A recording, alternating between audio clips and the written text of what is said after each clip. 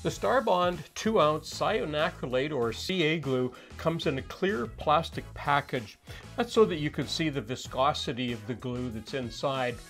The package also includes a couple of applicator nozzles plus a package of micro applicator nozzles and a red anti-clog cap.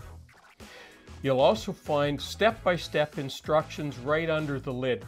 So let's open this up and have a quick look.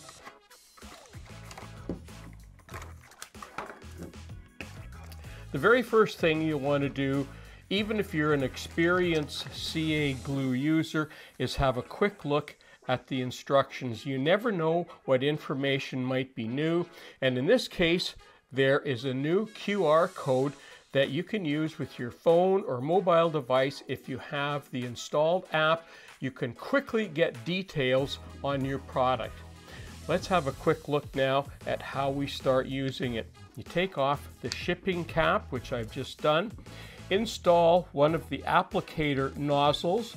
You'll be removing the ribbed cap cover, and under there is the nozzle that the glue will be coming out of. You'll need to use scissors to snip that off, and you'll snip that off at whatever desired length you want.